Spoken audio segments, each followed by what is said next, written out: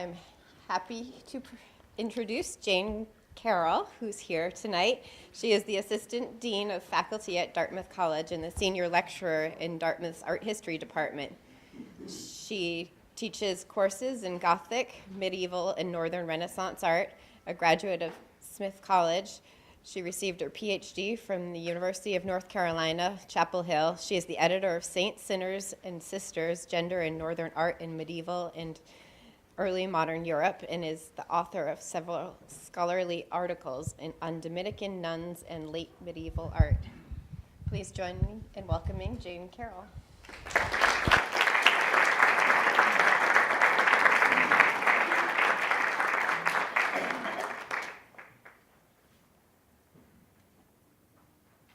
There we go. Can you hear me?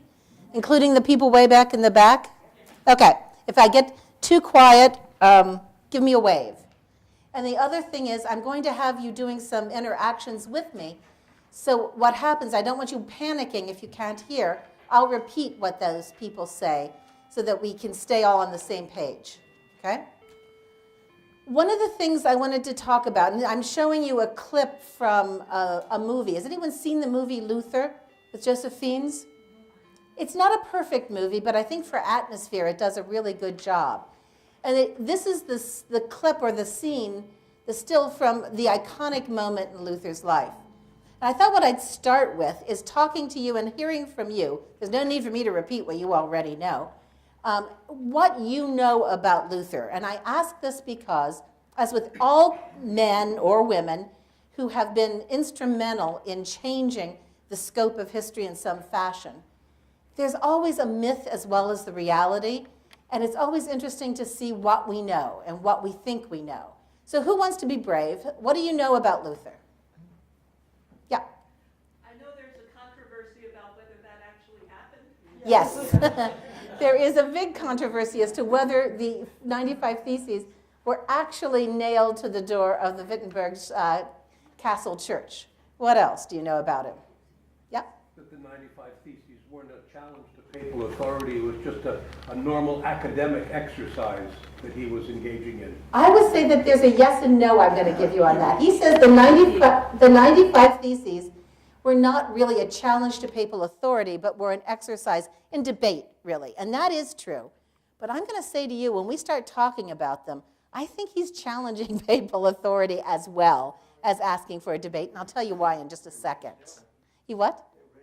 It did raise hell, and he liked that part about it. He thought that was good. What else? Yes? Well, he formed the Lutheran Church, and he got married as a priest and opened up marriage for Protestant clergy. Yes, exactly. He decides he gets married. He gets married in 1525. He's born in 1483, so he's 41 when he marries. And he decides at this point, he is 15, 17, he nails the theses, 1521, he's excommunicated, 1525 he marries. It's an irrevocable step, he's not going back, and he changes then what we expect from our clergy. He was an anti-Semite. He was an anti-Semite. I don't know that he was any more anti-Semitic than any one of his other buddies around him, but he was not the bigger man. In this instance. And he wrote 2 tracts specifically aimed at the sins of the Jews, is what he called them. Yep? Did you? That was no. Okay. Yep? Part of the myth is that he was the first reformer, protester. What about John Huss? Well, Huss, Wycliffe, you can go on. The myth is that he's the first reformer. Really, he's at the end of a long tail of reformers. But he's the first one that takes. And you got to give him credit that he establishes a true break with the Catholic Church and establishes a new church. And I think he's the first one to acknowledge Huss, who was... The Moravians are still here. The Moravians are still here, but they had to reform afterwards, and they used a lot of Lutheran stuff. He was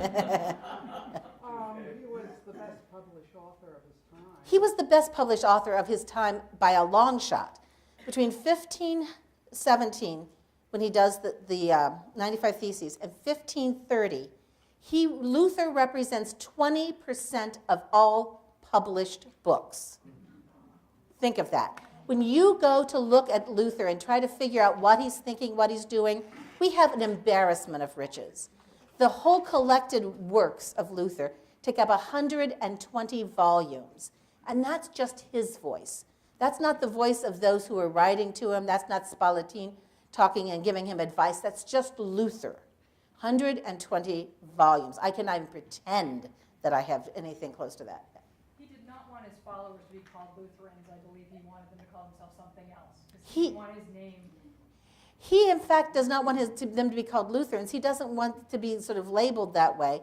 He calls them Christians, or sometimes evangelical, which is not what we think of as evangelical, but is indeed, there's a whole church, Evangelische und Reformierte, the evangelical and reformed that are part of the UCC church now.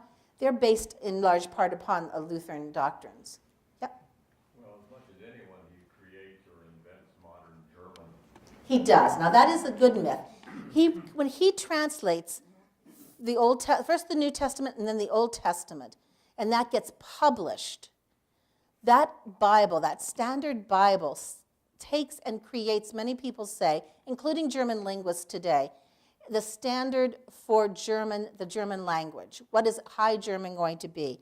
How is it going to be understood? And it made, to use upon a lingua franca among the German nations, a common language. Has anybody ever been to Bavaria? Have you ever heard Bavarians talk? So, it is a language that I will never forget. We lived in Bavaria for 5 years. We lived in Munich for 5 years. And we went to a Christmas play that was supposed to be done in the local dialect. It was a famous play from the 19th century, all done in the Bavarian dialect. I speak very fluent German. I didn't understand one word. It was like completely, it could have been in Italian. So what the Lutheran Bible did was create a unified language that everybody agreed on, at least in written form. This is how we're going to be communicating with one another. Okay? Yep. Using the vernacular in worship, vernacular language instead of Latin. Very important, that he decides that Latin is not going to be the way in which we talk about religious things, because that eliminates too many people. Do you guys have, yep? And along with that, the use of music, getting to the arts. Hymnody, chorale. He loves music. In fact, he has this wonderful sort of saying. He said at one point, if there is not music in heaven, I don't want to go there. Which I thought, that's a big statement for someone who's a religious man. He wrote a lot. He loved music. His hymns tend to be very polemical. When you listen to the words and read them, for something we all know, like "A Mighty Fortress is Our God," he doesn't leave a lot of room for ambiguity in poetry. A mighty fortress is our God, a bulwark never yielding. It's pretty much taking the hammer and bopping you on the head. This is what you have to know. And he's not a subtle guy. We have to say that right away.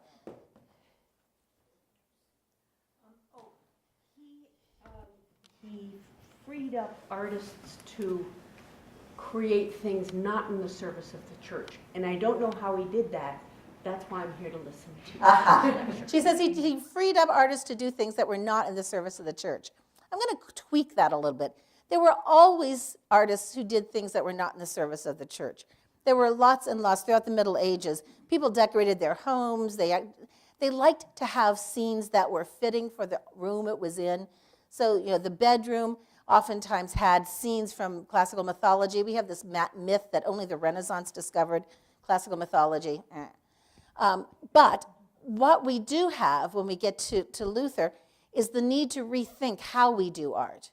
And one of those things, I'm going to talk to you about it when we get to the end of this, is what do you do? How do you create art in service of a new church when you have new doctrine and new ideas that you want to communicate to people? Because most of the art that was created by the Catholic Church, people understood it. They could read it. It had been going on now for 1,000 years. When Luther comes along, they have to tweak it. They have to think about new ideas. So let me just say that in this idea, and I love this version of the image of Luther nailing the 95 Theses for a couple reasons. One is they have taken actual images from books that we know from this time. So I can go through there. I can say that's de emis, that's the ants, that's a polemical text against witchcraft. I can tell you what the different ones are. There's a dance of death down here. So somebody took the time to go through and make copies of these things that would have been there in the day. And then on top of it all, he's nailing these theses. So what I want to say is this. The theses are important because they are a moment that coalesces of what was, on the part of many people, a disquiet. And what are they upset about at this time? Indulgences. What are indulgences? Coupons. I love that. I'm going to use that. That's great. Oh my gosh, coupons. I kind of see them in the Sunday insert, But instead, what does an indulgence do? Let me see if I have to figure out this system. Yeah. It buys off at least some of them. You pay so much money. It can be for you. It can be for your father. It can be for somebody else. You pay that. There's a little slot on the top that you can write the name in for who this is. And you pay the church so much money, and that sin or that, for that moment, or a partial, is dissipated. It's less time in purgatory. Yeah? Well, Johannes Tetzel, the famous, infamous seller of the ink, would say, each time a coin clinks in the chest, the soul flies up to heavenly rest. Oh, now that's another way of rhyming it. Tetzel, who was, the Pope gave the power to go out and sell these indulgences in Germany. He was the German seller. Had these rhymes that he would say. I'd always heard each time a coin in the coffer clings, a soul from purgatory springs. But it's the same idea, it is. So when you then sell an indulgence, what you have is a transaction, a monetary transaction. And sins become then the collecting of money and the printing of paper watched over by the church, which is what you see in this image. Why do they need indulgences? Why do they need that money? What's going on? They're building St. Peter's.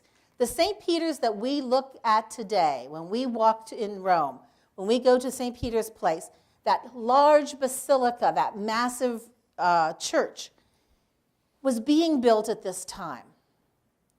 And the Pope, Leo X, inherited this job. But he loved it. He was a Medici, and they always like to build big. So he had no problem in continuing on this path. But money is this tiny little rub that you need to be able to continue to build on that kind of scale. There had been an old St. Peter's there that had been built by Constantine, the emperor, who first converted to Christianity. And that, as you might suspect, after 1,000 years, it was showing wear and tear. It was too small. It didn't seem to have the majesty that the popes wanted. So they had decided to build St. Peter's. The indulgences are a way for them to gather that money beyond what they collect from their individual places, the dioceses that comprise the Catholic Church. The other thing indulgences did, and I love this, is they kind of are added on to the money that is collected because when you go to visit relics. Now, what's a relic? Something that has to do with a saint. Bone, as you say? Crucifixion, in what way? The wood. The wood. The true cross. The wood of the true cross. Those are all things. Yes? There were primary and secondary relics. And secondary relics were things owned or touched by a saint or whatever, as opposed to a bone. Absolutely. And so you can have things, for example, Chartres Cathedral, which most people know about. The main thing they have there, do you know what that is? Their main relic, the reason they built that church? Not a veil, but you're close. Not a shroud. It was the girdle, the belt of the Virgin is there. And so you can see that when you go there. Pardon? No, it was not a chastity. I'm going to pay to have you come every time. Chastity belt, I love it. So yeah. So there are two things. There are things that are actually tactile, right? So that the blood of Christ, which you see over here on the right, in the vial. You see I don't have a pointer, so you're just going to have to trust me on this. This is blood, and I actually went up 2 summers ago. It's in Bruges. Has anyone been there to the Cathedral of the Holy Blood? Did you go up and touch it? I didn't touch it. Whoops! Did I kill myself? Did you kiss it? Okay. Did you stand in line to see it? Yes, that's what I did. And then everybody's kissing it around me. I'm thinking, ooh, did I have to do that? I don't know. I'm Episcopalian. We don't do these things. But it was fascinating because it is spongy. And then they say once a year it liquefies. And so if you see it, when you see it, it kind of has a spongy quality to it. People would travel very far for things that were part of Christ's body. And those were, of course, the top of the line relics. So obviously he ascended bodily. So you've got blood. What else do you have? Nope, he ascended bodily. Christ. Fingernails. Sweat. Hair. Sweat is a harder one, but yes. And sometimes statues actually sweat. What? The holy foreskin. Yes, the holy foreskin. 55 of them or something. Yes, I always tell my students, if you sew them all together, you can make a tablecloth. That there are just a lot of people claim them. Let's put it this way. But there's not much else left. So other than that, then you get to the secondary. You get the tablecloth at the Last Supper. Holy Roman Emperor owned that. You get the crib in which Christ was laid. There were lots of different pieces of that scattered around. You get the cross from the crucifixion.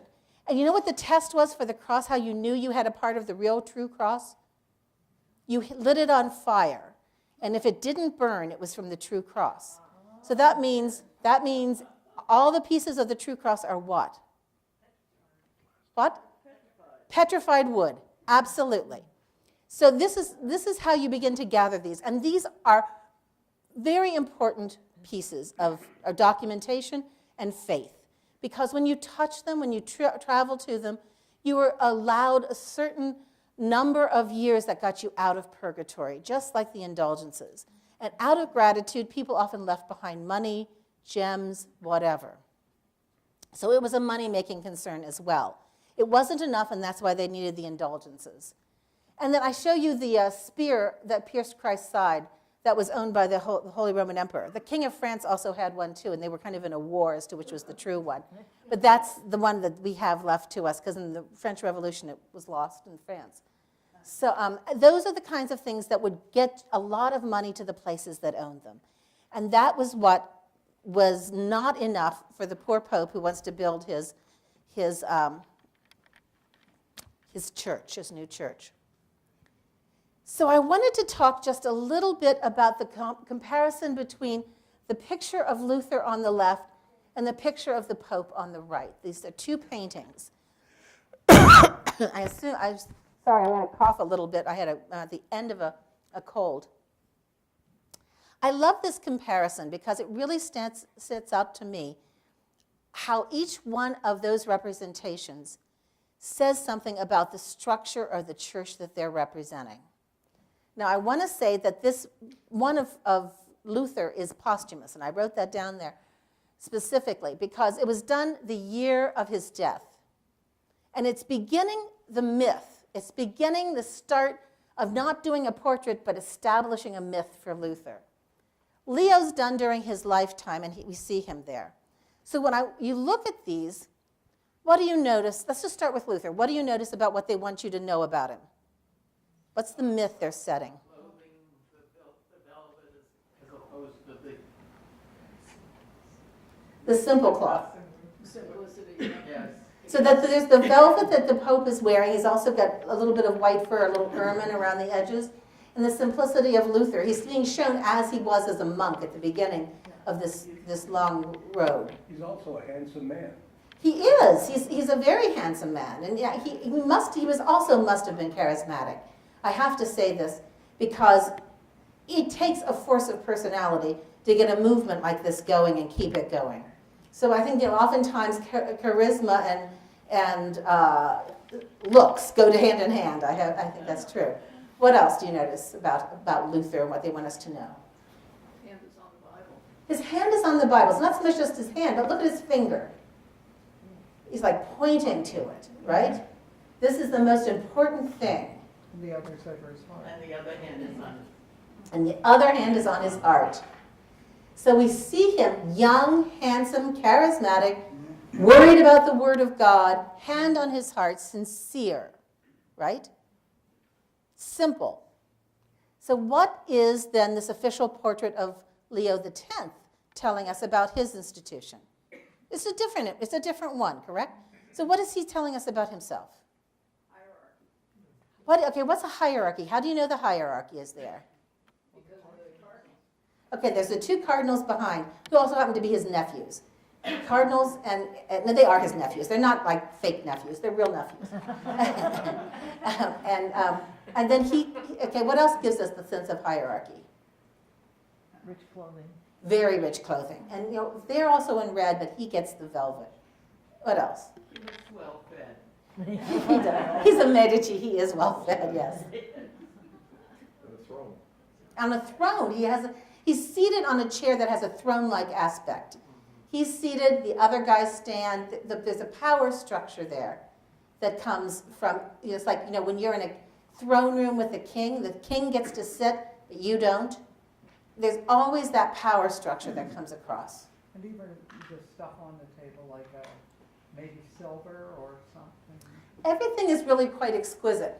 He has a bell here, probably to ring it, and it's gold and silver. He has a beautifully decorated, illuminated manuscript that he's looking at, and he has a gold and jewel-encrusted magnifying glass, so he can look at it more closely. So he's surrounded by luxury at this point. He is in a hierarchical atmosphere. Anything else about him? Yeah? He looks arrogant, and he looks like he's looking down with disdain. And the antithesis of Luther looking humble. I know, and here's the thing that gets me. This is done by Raphael, and Leo loved this portrait. So the question is, he must have liked this image of himself. And nobody in there is looking at the viewer. Actually, I think the guy on the far right kind of peers out at us. And you can see him just a little bit making eye contact. But everyone is in their own world. None of them are joining together. Just a second, I'm going to go to the woman in red, and then I'll come to the man in taupe. The way the figures are set, he looks like his chair and everything is up on a platform. A little bit Because raised. the heads are all the same height, and you're assuming the people behind Are standing. So she's making the point. So Sorry. there's that elevatedness of his personhood. So that you see, she's saying that the Pope himself, his table, must be elevated because the people standing, the heads are all on the same plane. So we have a sense of him being specialed out and slightly different. What were you going to say, sir? If we didn't know who it was, it looks like he's listening to his iPod. That's an interesting way. He said he looks like he's listening to his iPod. And I sort of, you guys are the best jokers, I swear. But I think that part of this is what we're seeing is that introspection. When my students are like walking across campus and they're plugged into their soundtrack, they're not dealing with the other world. They're looking inside, they're thinking their own world. And I think that's really, you're getting at it, that's sort of what's happening here. It strikes me that it shows a shift from the Pope, where the church was a lot about art and ornamentation as a way of educating, to Luther's Sola Scriptura, which is where it's the simple words. I mean, the Bible, he has probably not enough room for much illustration in it. So he's focused more on the word alone. There will later be, by 50/50, there'll be an illustrated Luther Bible. But it's got woodcuts, and it's part of the printing. But initially, no. I think what you're seeing, too, and you're all catching on, is that there is a hierarchy in the Catholic Church, and they're very pleased about it. They like that structure. And they stress it, and I think that it's beautifully done by Raphael. One of those nephews is going to end up being a pope. So, there's a kind of sense of the future. They didn't know that then. And there is the sense of the splendor of this court of the Pope that reflects, they felt, the splendor of God himself. And so they want to play that up. These are people who believe in the fact of receiving things as displaying God's grace. Luther takes and just turns that on its head. He changes that completely and says that indeed it is the person himself, it is who comes to God and receives God's grace. Not good deeds, not having to earn it, not having to display. It is you as a person who receives from God the grace that he gives you. That changes everything. And it starts with what he does in the 95 Theses. You know what the first line of the 95, has anyone read the 95 Theses? I make my students do this. Do you remember what the first line is? Okay. He says, repentance is given to everyone. That's really important. You do not have to earn repentance. You do not have to pay for repentance. Repentance is given to everyone. So who's he challenging with that? The Pope and the indulgences. You don't have to pay for this. What else is he challenging? Yeah? The sacrament of confession, which is priestly and has to do with the church. Intermediaries between you and God, gone away. This is the priesthood of all believers. We're going to get to that, yeah. Against the Catholic belief that outside the church there is no salvation. Right. The idea that the Catholic Church said is that salvation comes from within the church. Luther says it is up to you. He takes it outside the church. This is structurally dynamite. When he puts this out there, he is basically saying to the Catholic Church, you don't have the power over us anymore. If I believe this, the priesthood of all believers, everybody has the ability to ask for God's grace and receive it, and I don't need an intermediary. The whole structure of the church, that whole thing that Pope Leo is painting into his portrait, is done away with. No wonder they were really nervous about this guy. And what he does, whether he nailed it or whether he pasted it, which is one of the debates, or not, on the doors of the Wittenberg Castle Chapel, what matters is that he sent the 95 Theses to Albrecht of Brandenburg, who was the highest-ranking German prelate for the church, and to his own bishop, who is up there who's up there north in the north. I can't remember his name. It'll come to me. So he sends it to two people. And Albrecht of Brandenburg, who is close with Rome, looks at this 95 Thesis, sees the dynamite in it, gets panicked about what he's going to do about this, and instead of crumbling it up and throwing it in the fire, he sends it to the Pope. And if he just kept it to himself, it would have not had the same power. But he sends it to the Pope. The Pope brings in his theologians. They see that this is shaking the very foundations of the church, and they send one of their theologians to debate Luther. And they send him up. 1519, and right after, this is the first publication we have by Luther himself, which contains the sermon he wrote after he debated Eck, E-C-K, in Leipzig. And this is his sermon that he preached the next day. And that's the first image we have of him that we know from his lifetime. Now, when he met with Eck, who was such a smart man, he really kind of lost. Let's just face facts. Eck was much smarter. Luther was not used to debating somebody as polished. And when you read the transcript, it's very clear that Luther gets a little panicked a couple times and kind of grasps at things. And the fact is, Luther hadn't figured out by 1519 his entire theology. He's still working on it. It's a work in progress. So Eck is pushing him. And finally he says to him, and you'll love this, he says, you're just Jan Hus. Jan Hus, who a century before had said many of the same things Luther said, was called to task in Constance, in the south of Germany, asked if he was a heretic, said he wasn't. They proclaimed he was, and they took him out and burned him. Luther's feeling a little nervous. This is always in the back of his mind, you know? You go up there and you say, you challenge people, the next thing you know, you're the bonfire. So it is something that he's trying to tread lightly. And he gets mad when he loses. And this is what we learned something right away about Luther. He's mad that he really loses the debate. He doesn't feel like he really, gave him a knockdown. So he goes and he preaches the next day. And then he publishes his sermon in which he stretches out his theology a little bit more. And he begins to talk about the 5 points that are going to be the core of Lutheran faith. And it's important for us to know because when we look at art, these are the things that he once stressed in his art. So we have what are called the 5 solas. What does sola mean? Only. Absolutely. So there are the 5 solas, the 5 onlys. There's sola scriptura, by scripture alone. What does that mean? You just deal with the Bible. No intermediaries trying to explain it to you. Just the Word of God.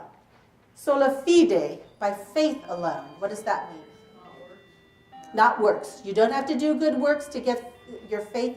What else? God's grace alone. Well, we're going to get to sola gratia. That's number 3. The grace of God alone. Meaning you don't have to go through an intermediary. God's grace comes to you. But sola fide, only faith, means it is not these other things. It's not relics. He's challenging relics. It's not this, that, or the other. It is simply faith that is important. Solus Christus, Christ alone. What is that about? Not the saints. The saints become secondary for Luther. He never does away with them, but the saints are nowhere near as important as Christ. Christ is the focus of our lives. And solo Deo gloria, to the glory of God alone. It's pretty straightforward, right? Well, not to the glory of the Medici. Not to the glory of the Medici, as she says, not to the glory of the Catholic Church, but to the glory of faith. So he's paring back all the structure. He's attacking all the structure in the intermediaries. And he's giving you a faith that is word-based. It is about spiritual interiority and rather than exterior deeds. And he's saying you don't have to believe what every priest tells you in the parish. You have a pipeline to God, and you don't have to go through a saint to get there. You don't have to go through a priest to get there. That is, I have to say, that is the nuclear bomb going off. Mary, he always liked Mary, but she is not the center of his life. And then the big time after he begins to push this, they call him to Worms, 1521. That's when he does his famous line. And the line is, Here I stand. Here I stand. I can do nothing else, God help me. Probably made up. Part of it is certainly what he did say. He said, I can do nothing else, God help me. But the here I stand, that kind of added in. It gave it a nice cadence, Here stehe ich. I will tell you, there's these, it says, here stehe ich, here I stand. Ich kann nicht anders, Gott help me. They sold this summer when we were in Wittenberg socks that said, here I stand. I love them. I bought like 5 pairs. I thought they were so good. I gave them to everybody. And what he knows when he goes to Worms is that he's already gotten the papal bull where the Pope is excommunicating him. Says, you are not in the church anymore. And what do you think Luther does when he gets the papal bull? He burns it. He what? Probably threw it away. Sort of threw it away. He burns it. He burns it. He goes out in the market square in Wittenberg and he lights a match to it and he burns it. Whoa! This is not what you're supposed to do. And then he gets called to Worms. So he's worried they're going to do a Jan Hus on him. So his protector, interestingly enough, is Friedrich the Wise, who you see there on the left, and his brother Johann the Steadfast. The Saxons have the best names.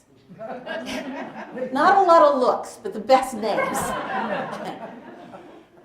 And so they know that there's going to be an attempt to capture Luther as he leaves Worms. As he is leaving Worms, in fact, He is set upon by knights, and the rumor is established that he has been captured by the Holy Roman Emperor and has been executed. No one knows where he is.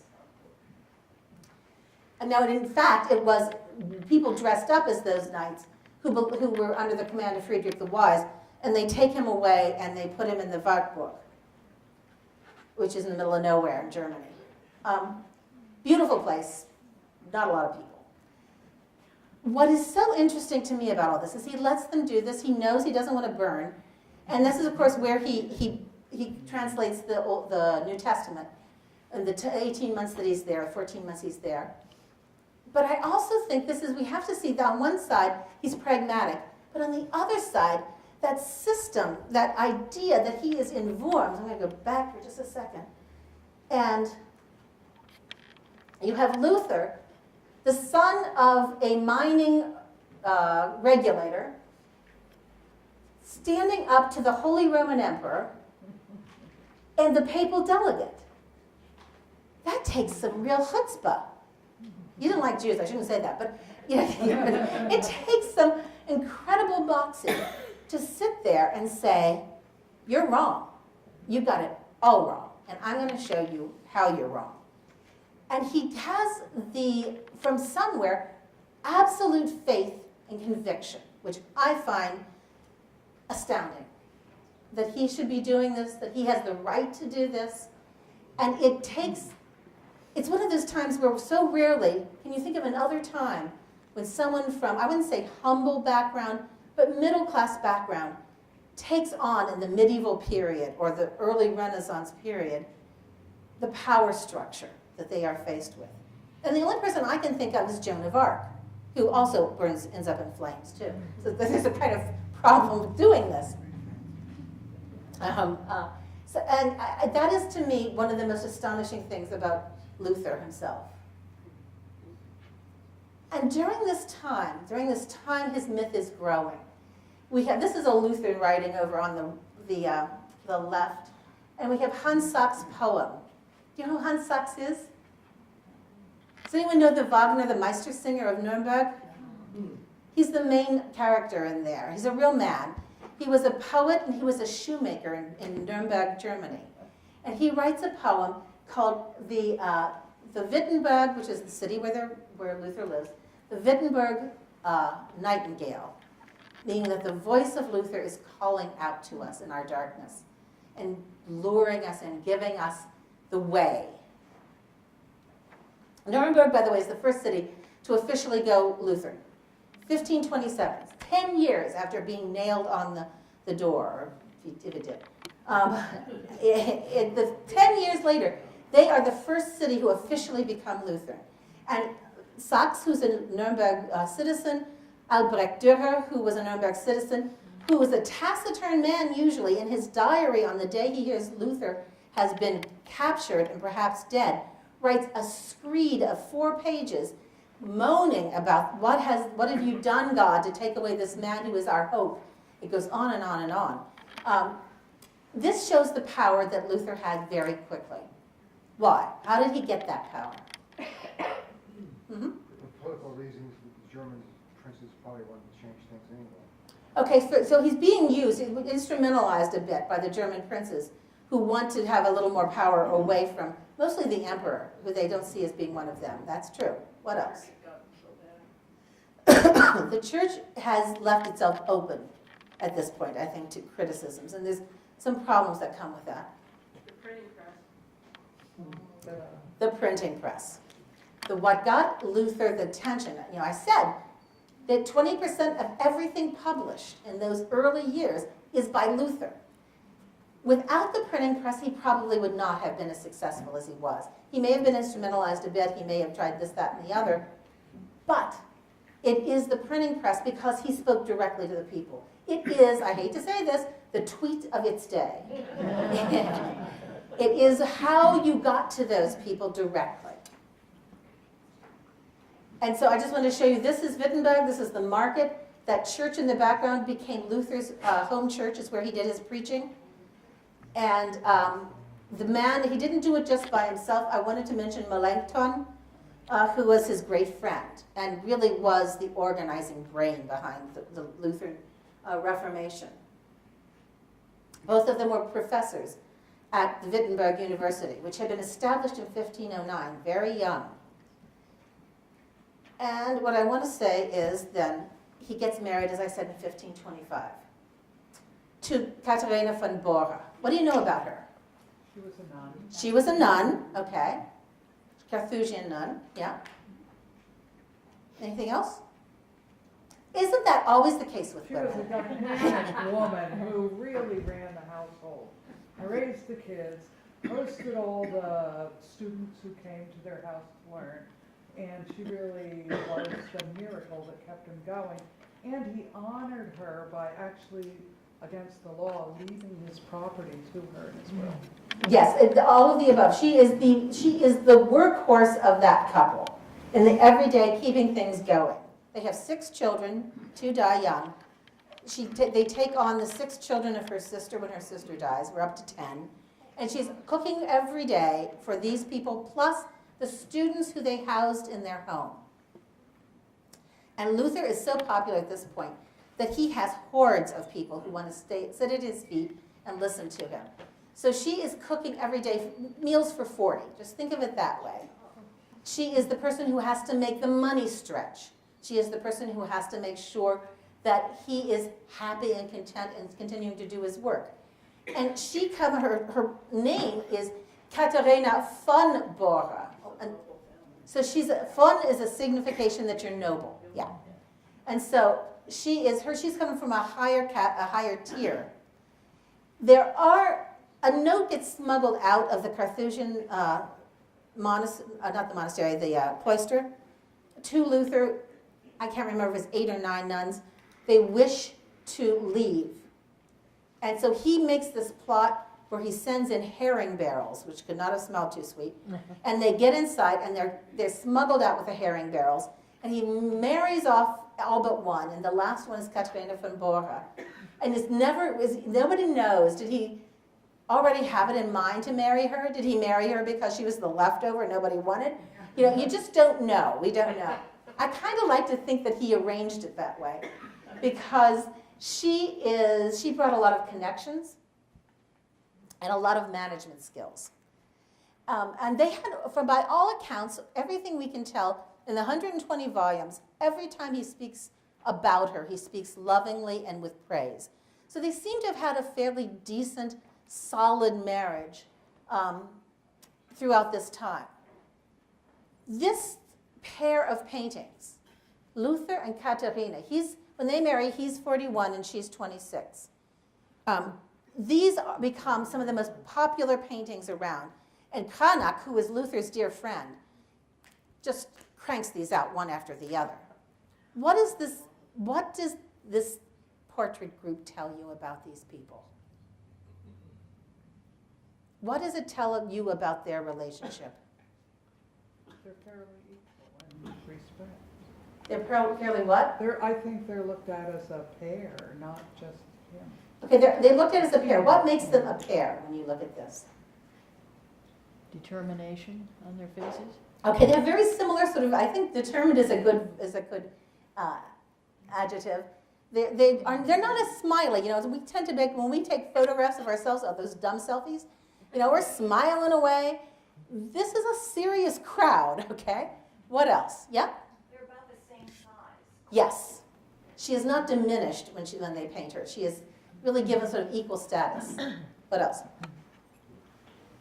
Mm-hmm. If they were normally in that order, they're not actually looking at each other, but they're at least turned toward each other. They turn towards each other. He looks out at us, and she seems a little sort of like focused on the distance. It's true. But look at this too. They're fairly humble too. She's not wearing elaborate clothes. No, there might be a little fur, but it's not elaborate. It's not elaborate, but I will tell you, the fur is a sure sign that you are in not a modest household. But they're both wearing black. Black is somber, but black is also incredibly hard to dye. And black dye becomes a kind of elite status as well. So you see them there. He's got, what kind of hat is that? Do you know? It's not a cleric's hat, it's university professor's hat.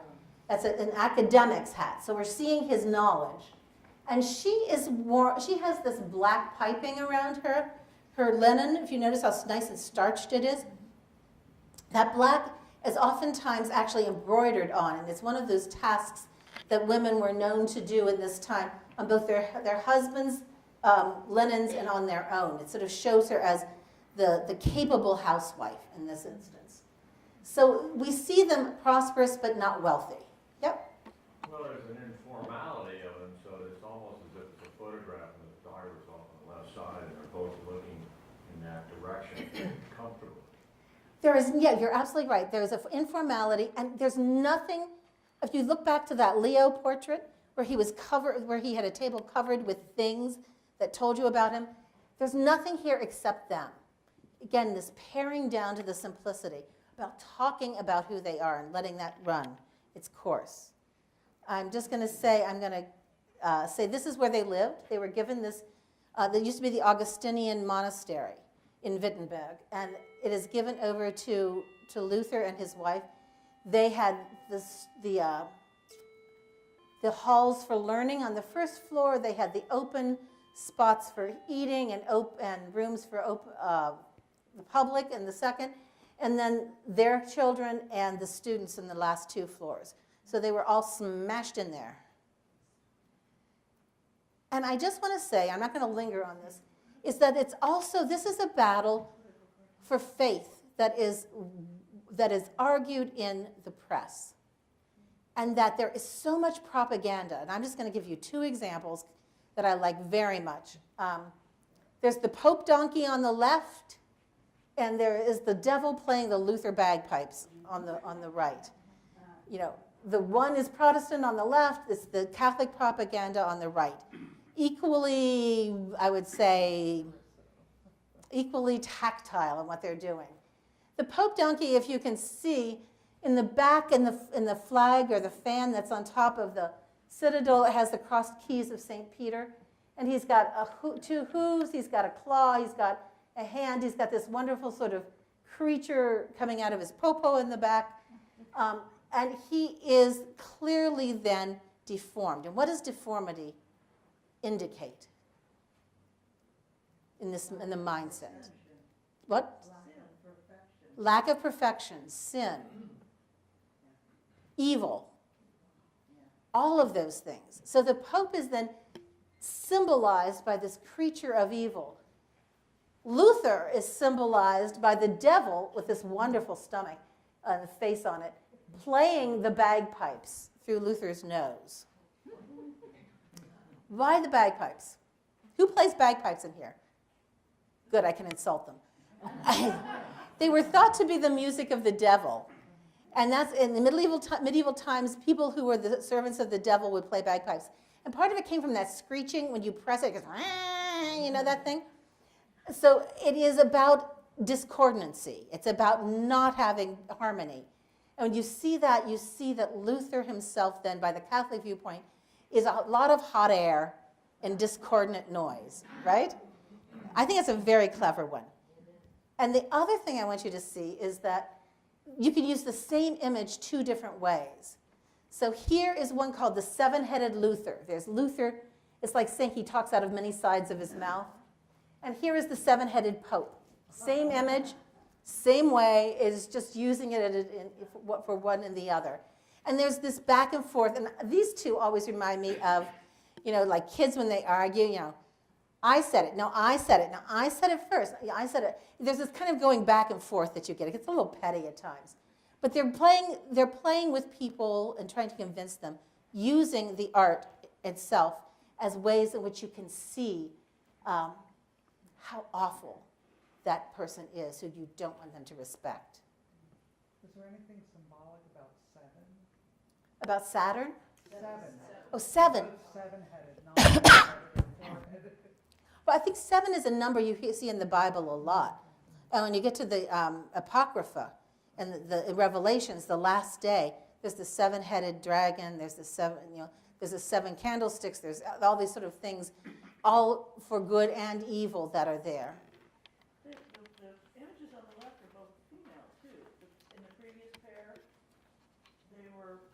Is it like the You think there's female images here? Oh, you mean back one? back one? I mean, there's so much about the negative is that the female cannot be trusted, and so they have all of these accoutrements of femininity. Well, she certainly has a sort of vagina area here. All of that. And breasts. And breasts, yes.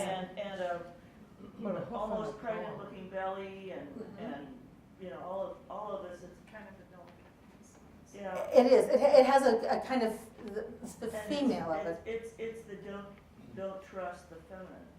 Which is always part of, is often, I should say, part of witches. Why are witches always women? Yeah. And the Malus Maleficarum tells us it's because women are lustful and not able to control themselves. Yeah. So it goes on. Women never get a good rap at this time. And using the feminine, that's a very nice observation. Using the feminine to make the Pope even more despicable is perfectly in keeping with what they're doing. The bagpipes are also symbolic of what was going on in Scotland. Well, we're not quite up to Knox yet. But yes, we will be. We will be up there soon. Yeah. So it's true. But did you know bagpipes are not just Celtic? Bagpipes They're are... Middle Eastern, Yeah, almost every culture has a version of the bagpipes. I think the Celts kind of, in general, whether it be Normandy or Ireland or Scotland, or Wales too, they tend to have prized them and kept them longer. The heathen. Yeah, the heathen of them, yes, that's true. What I want to say is that Cranach, who always works with Luther on things,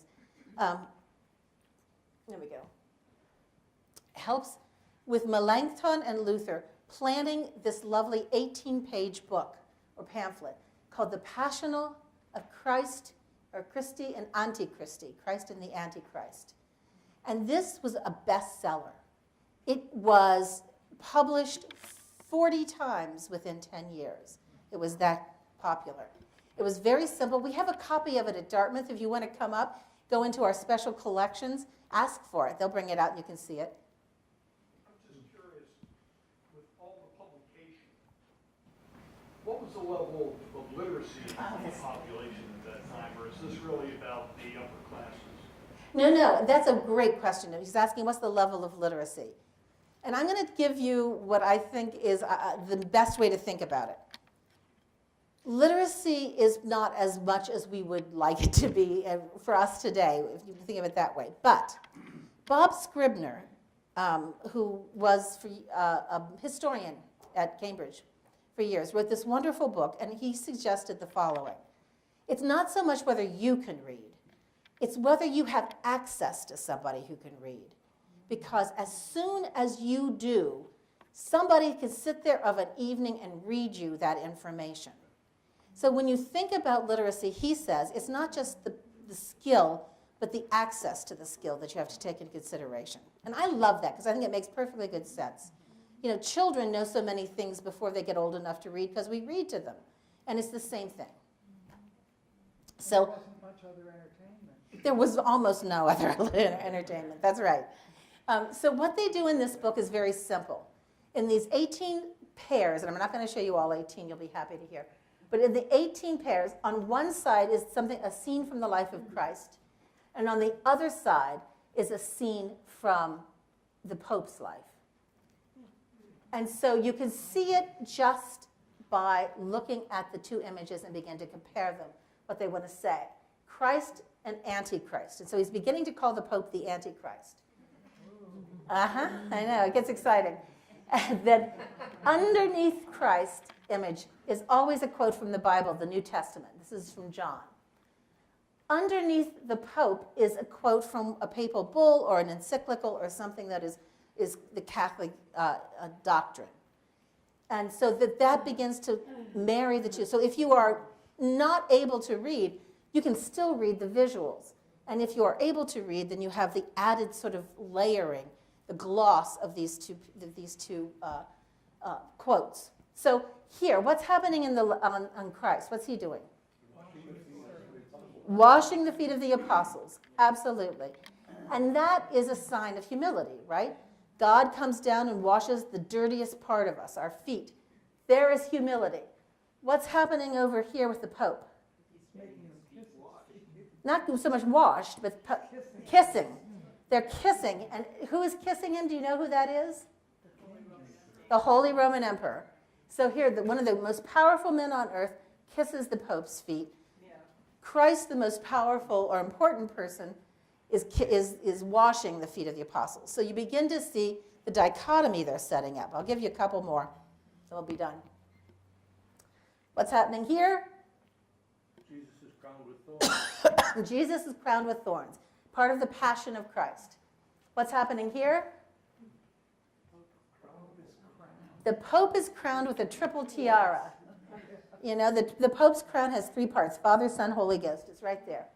And he's surrounded by clerics, by bishops, archbishops, all of that going on into his glory. So we see the sort of the suffering of Christ, the glory of the Pope.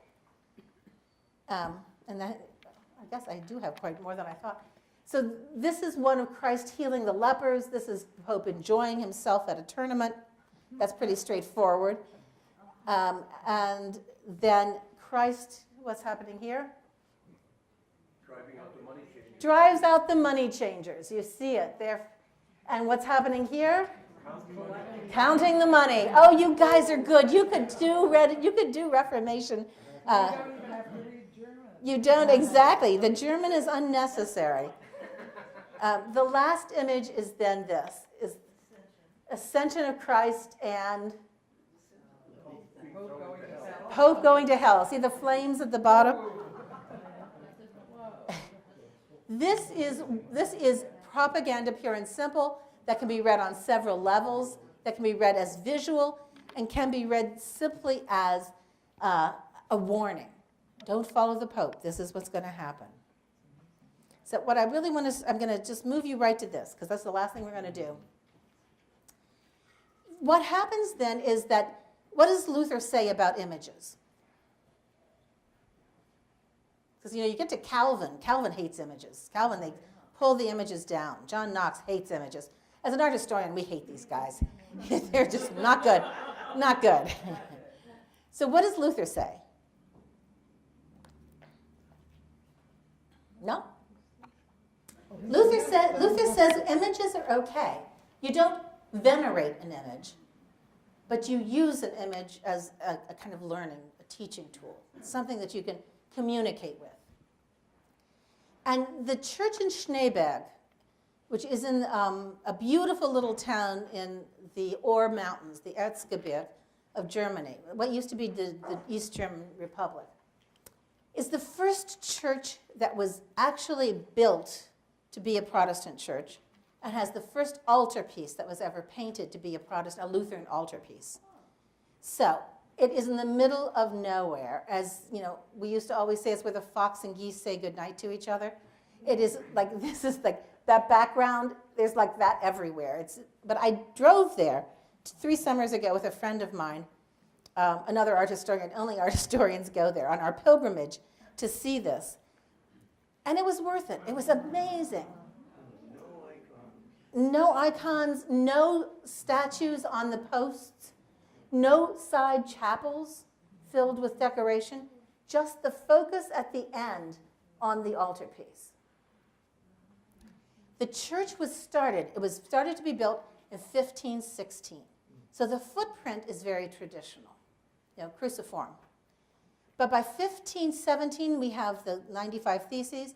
By 1519, this area has already declared itself for Luther, not officially, but and so this church is, from the time they got past the foundations, was conceived of as a Lutheran church. What do you notice?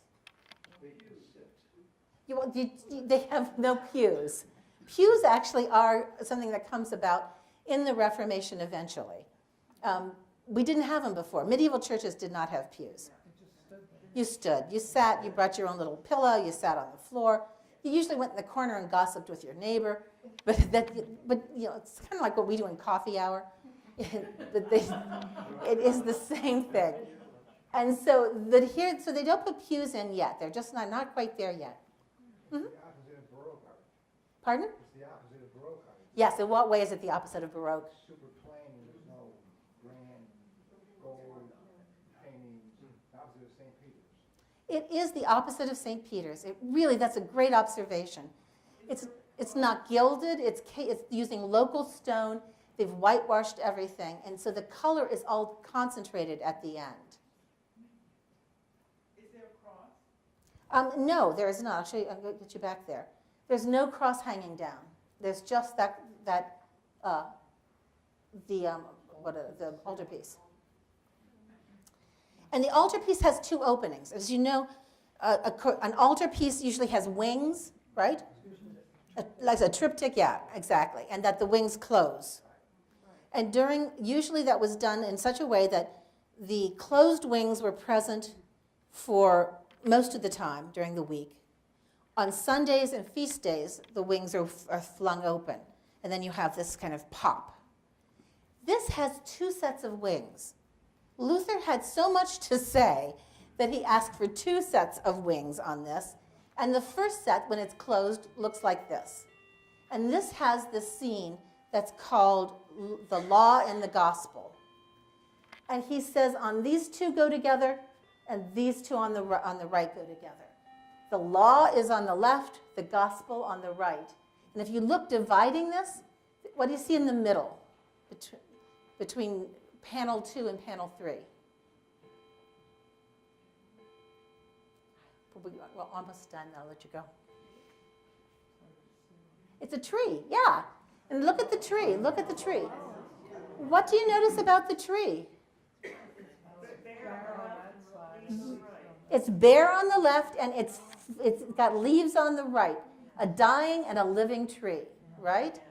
And so the dying tree we have in there, I don't know if you can see him. There's a skeleton who's pushing them towards the flames of hell. There is Moses holding the tablets. He's got them under his arm. Okay? And you've got basically Adam and Eve in the background sinning, and God appalled in the background. So you have the sense that the law, when you're given laws, when laws are broken, the consequences are grim. And Luther's like, it's not about following laws. It's about grace. And grace is what you get with the living tree. It gives you salvation. Here's Christ who is vanquishing the devil. You see his tomb is pushed aside. That there's the figure of the Christian soul with John the Baptist. Baptism is one of the remaining sacraments Luther has, pointing out salvation of Christ on the cross. And I could go on, but basically he's setting out his theology as a counterpoint to the Catholic theology he rejected. That's there all the time. That's every day of the week, that's what you came in and saw. On feast days, it can open up, and what you see is this. You see Friedrich the Wise, John the Steadfast, above which is all about salvation. You have Christ in Gethsemane, the crucifixion, and Christ rising from the dead. Right? All of that done for us, the grace of God made visible and tangible to you. And down below, right where the altar is, what's that scene? I think I have a detail. Last Supper.